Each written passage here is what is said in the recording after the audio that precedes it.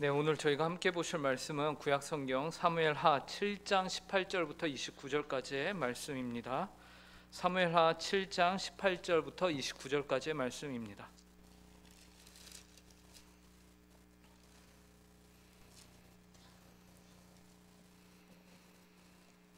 이 시간 하나님의 말씀을 저희가 한 절씩 교독하도록 하겠습니다. 제가 먼저 읽겠습니다. 다윗 왕이 여호와 앞에 들어가 앉아서 이르되, 주 여호와여, 나는 누구이오며 내 집은 무엇이기에 나를 여기까지 이르게 하셨나이까? 주 여호와여, 주께서 이것을 오히려 적게 여기시고 또 주의 종의 집을 있을 먼 장래의 일까지도 말씀하셨나이다. 주 여호와여, 이것이 사람의 법이니이다. 주 여호와는 주의 종을 아시오니 다윗이 다시 주께 무슨 말씀을 하오리이까? 주의 말씀으로 말미암아 주의 뜻대로 이 모든 큰 일을 행하사 주의 종에게 알게 하셨나이다. 그런즉 주 여호와여, 이러므로 주는 위대하시니 이는 우리 귀로 들은 대로는 주와 같은 이가 없고 주 외에는 신이 없음이니이다. 땅의 어느 한 나라가 주의 백성 이스라엘과 같으리이까? 하나님이 가서 구속하사 자기 백성으로 삼아 주의 명성을 내시며 그들을 위하여 큰 일을, 주의 땅을 위하여 두려운 일을 애국과 많은 나라들과 그의 신들에게서 구속하신 백성 앞에서 행하셨사오며, 주께서 주의 백성 이스라엘을 세우사 영원히 주의 백성으로 삼으셨사오니 여호와여, 주께서 그들의 하나님이 되셨나이다. 여호와 하나님이여, 이제 주의 종과 종의 집에 대하여 말씀하신 것을 영원히 세우셨사오며 말씀하신 대로 행하사 사람이 영원히 주의 이름을 크게 높여 이르기를 만군의 여호와는 이스라엘의 하나님이라 하게 하옵시며 주의 종 다윗의 집이 주 앞에 경고하게 하옵소서.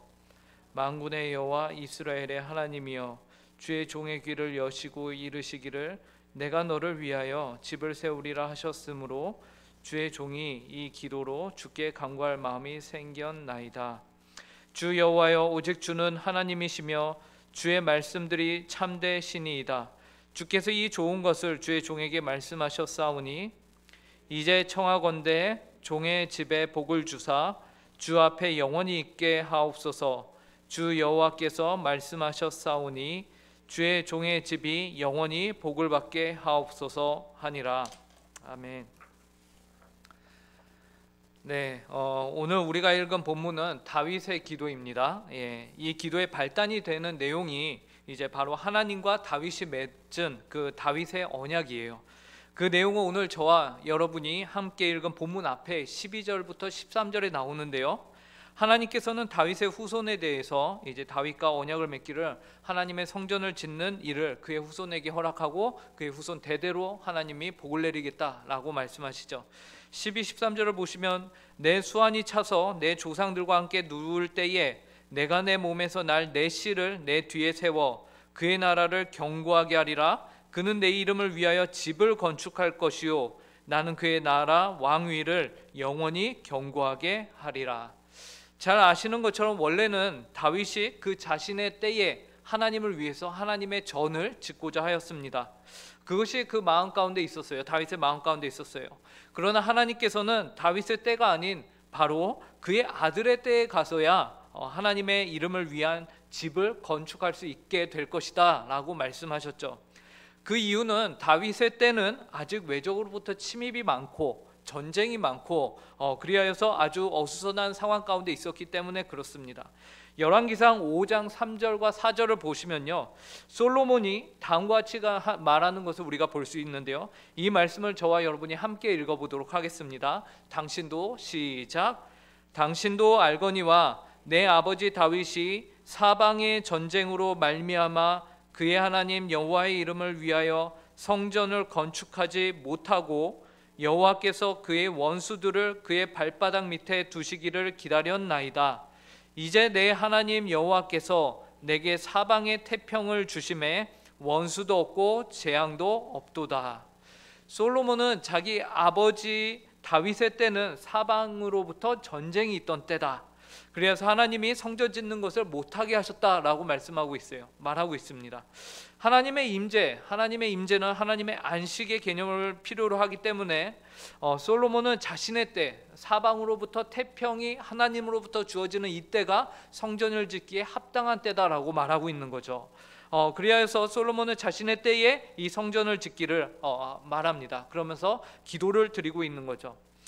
그래서 결론적으로 보면 다윗은 그의 기도, 오늘 우리가 읽었던 그 본문에서 그의 기도가 하나님의 뜻에 의해서 이루어지지 않음을 확인하게 되는 것입니다. 그는 하나님, 내가 이렇게 하나님을 위해서 성전을 짓고 싶습니다라고 말했으나 하나님으로부터 온 응답은 안 돼라는 거절이었죠. 그것이 다윗의 기도인 것이에요. 다윗은 원하나 하나님께서는 그의 기도에 응답지 않으신 것이죠. 이처럼 응답을 받지 못하는 기도를 보면서 우리는 두 가지의 반응을 가질 수 있을 텐데요. 그 반응은 당연히 너무나도 단순하게 딱 생각을 해봐도 너무나도 쉬운 반응. 첫 번째는 더 열심히 기도하는 겁니다. 그래요? 그러면 제 기도가 부족하군요 하면서 더 열심히, 응답이 이루어질 때까지 내가 열심히 기도하는 것입니다. 그리고 다른 하나의 반응은 무엇일까요? 그것은 내 뜻을 꺾는 것입니다. 그렇습니까? 알겠습니다 하고 그것에 대해서 더 이상 기도를 드리지 않는 것이죠. 내 뜻이 하나님의 뜻과 부합하지 않았군요. 하나님, 알겠습니다라고 인정하고 받아들이는 것입니다. 오늘 이 다윗의 기도는 이 두 가지 반응 중에 어느 쪽에 속할까요? 다윗의 기도문을 통해서 하나님께 합당한 기도는 무엇인가 저희가 함께 생각을 해보면서 나 자신의 기도를 우리가 한번 돌아볼 수 있는 시간이 되길 간절히 바랍니다. 먼저 일반적으로 사람들이 생각하는 기도란 무엇일까요? 일반적으로 생각하는 사람들은 기도는 어떠한 목적을 내가 가지고서 그 목적을 이루기 위해서 내가 믿는 신을 향해서 내가 간구하는 것, 그것이 바로 기도입니다. 그래서 우리 주변에서 실제로 이런 말도 듣습니다. 여러분이 기도하셔야 합니다. 여러분의 기도가 하나님의 보좌를 흔들어 하나님을 움직이게 할 것입니다 라는 우리가 기도의 호소문을 듣기도 하죠. 굉장한 동기부여를 우리에게 유발시킵니다. 그죠? 우리로 하여금 내가 열심히 기도하는 것에 따라서 하나님의 보좌를 흔들 수 있다, 우리에게 도전을 주는 것이죠. 이러한 말들은 최대한 많은 사람들을 기도에 동참시키기 위한 하나의 노력이죠. 그래서 어떻게 보면 굉장히 순수합니다. 그죠? 사람의 마음에 기도에 대한 책임감을 불러일으키기 때문에 긍정적인 면이 분명히 있어요. 당신이 기도를 해야만 하나님이 응답하셔요. 당신이 기도를 해야만 하나님의 역사는 완성이 될 것입니다 라고 말하는 것이죠. 그런데 이러한 기도의 개념에는요, 여러분, 굉장히 위험한 하나님에 대한 오해가 그 기본 바탕에 깔려 있다는 사실을 아십니까? 그리고 그 오해는 하나님 편에서의 오해와 함께 기도하는 그 사람 편에서도 오해를 불러일으킵니다. 어떤 걸까요? 우선 하나님 편에서의 오해를 우리가 생각해 보면요, 우리가 기도해야만 하나님의 역사를 만들 수 있다라는 이러한 말은요, 하나님은 우리가 기도하지 않으면 움직이지 않으시는 하나님으로 우리가 판단하게 되는 것이에요. 그런 오해를 불러일으킬 수 있는 것입니다. 우리가 어느 선까지 기도를 채우지 않으면 그 전까지는 하나님이 일하시지 않으시는 하나님으로 우리가 오해를 하게 된다라는 것이에요. 우리는 그런 말을 많이 들었을 것입니다. 기도의 탑을 쌓는다라는 이야기. 그러나 여러분 잘 아시는 대로 우리 하나님은요, 우리의 기도와 우리의 어떠한가 상관없이 그분의 역사를 꾸준하게 창세 전부터 지금까지, 그리고 앞으로도 그분의 역사를 한 번도 끊이지 않고 쉬지 않고 멈추지 않고 쉴 수 없이 계속해서 이루어 가시는 하나님이십니다. 우리 하나님을요, 우리가 부동의 하나님, 움직이지 아니하시는 하나님으로 생각해서는 안 돼요.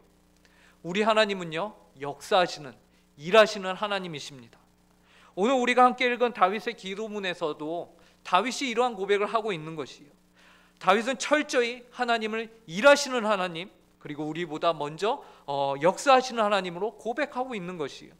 23절을 보시기 바랍니다. 이 말씀 저희가 함께 읽어볼게요. 함께 읽습니다. 시작. 땅의 어느 한 나라가 주의 백성 이스라엘과 같으리이까?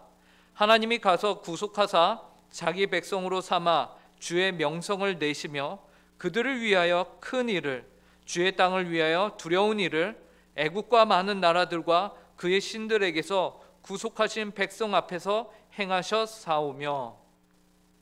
이 본문에서 보면요, 누가 이스라엘을 구속하셨다라고 고백을 합니까? 다윗이 고백하고 있죠. 하나님이 가서 구속하셨다. 하나님이 구속하신 분이세요. 그리고 그 하나님이 그 백성으로 하여금 명성을 내게 하시는데, 그의 백성으로 하여금 명성을 내게 하는데, 그 명성의 내용이 무엇이죠?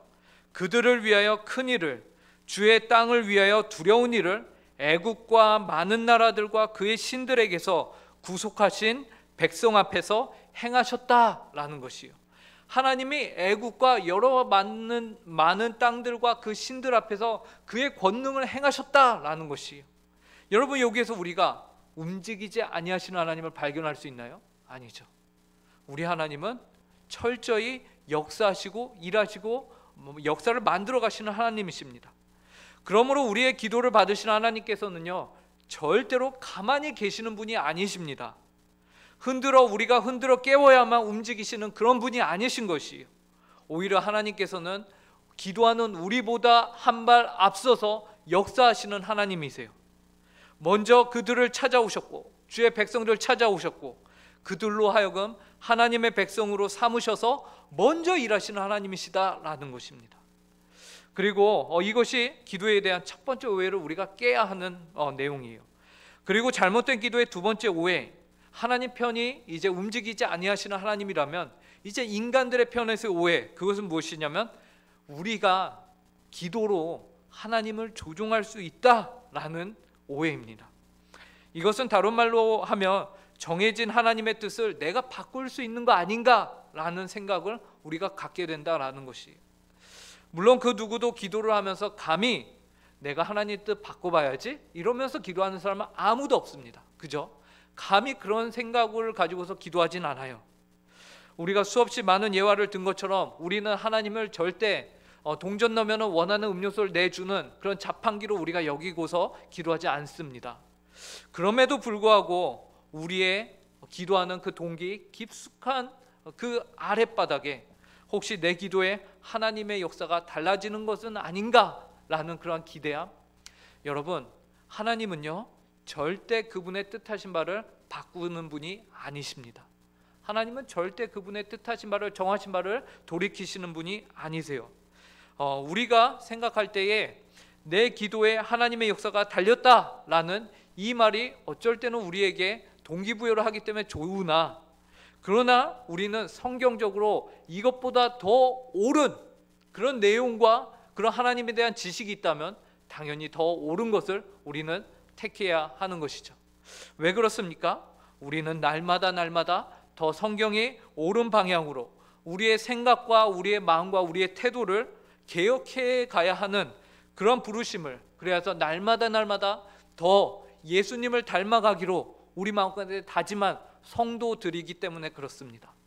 예수님을 믿는 성도라 함은 내가 말씀에 더 부합한 방향으로, A보다 B가 더 부합하다면 이것으로 내가 한 발짝 더 발전해야지, 더 성장해야지, 이것을 내가 선택해야지를 결정하는 자들이기 때문에 그래요. 자, 그렇다면 우리가 생각을 해봅시다. 내가 하나님의 뜻을 바꿀 수 있다는 것이, 이것이 더 옳을까요? 하나님의 뜻에 내가 바뀔 수 있다라는 것이 더 옳을까요? 당연히 후자이죠. 우리는 하나님은 변하지 않는 하나님이신 것을 우리가 압니다. 그렇다면 우리가 기도할 때에 우리가 선택해야 되는 것은 하나님의 뜻을 내가 바꾸려는 것이 아니라 하나님의 뜻에 누가 바뀌어야 되는 거예요? 내가 바뀌어야 된다라는 것이죠. 엄밀히 말하면요, 여러분, 저와 여러분의 기도 없이도요 하나님의 뜻은 이루어집니다. 지금까지 그래왔고요, 앞으로도 그럴 것입니다.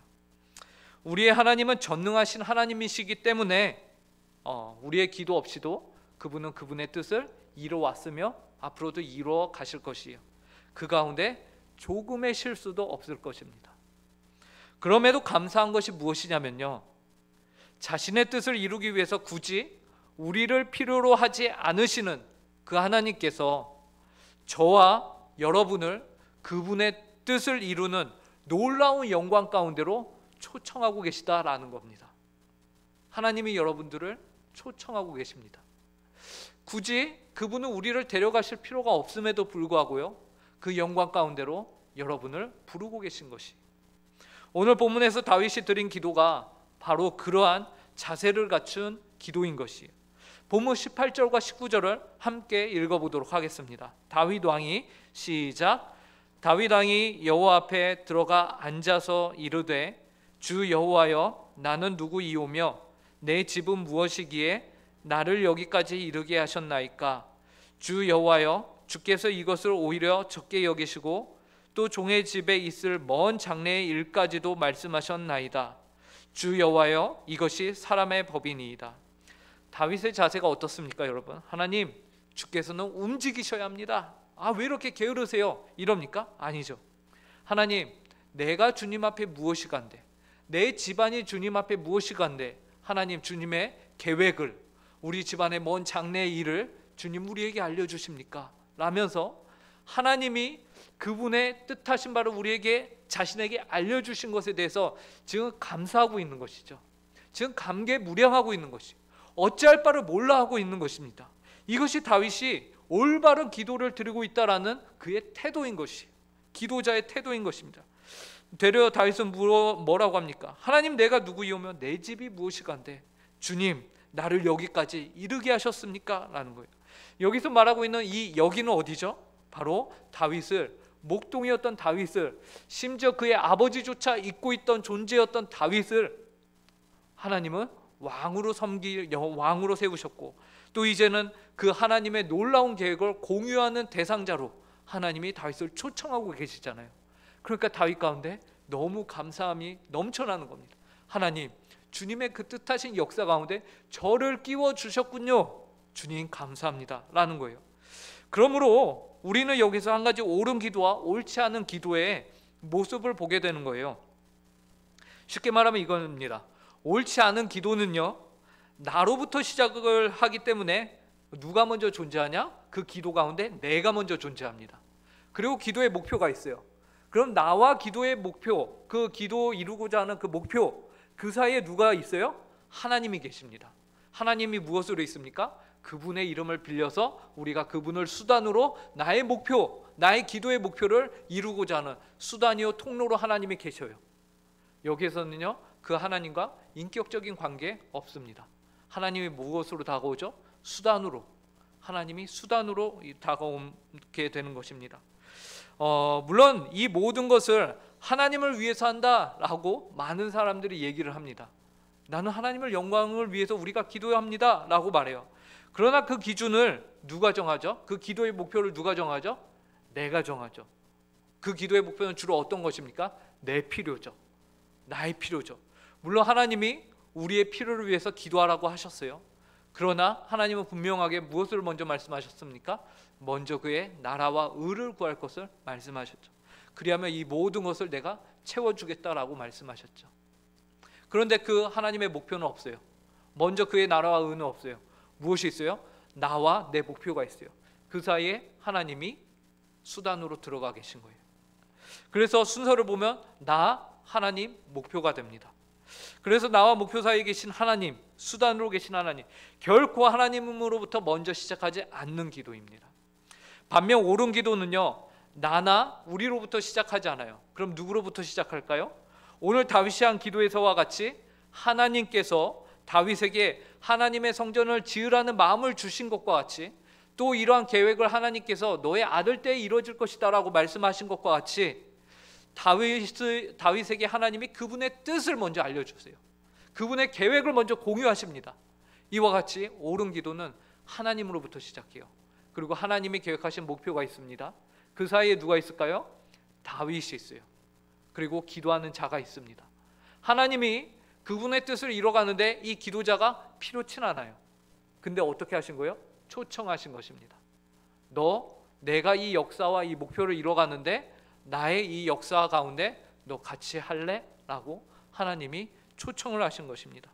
본문 27절을 보시기 바랍니다.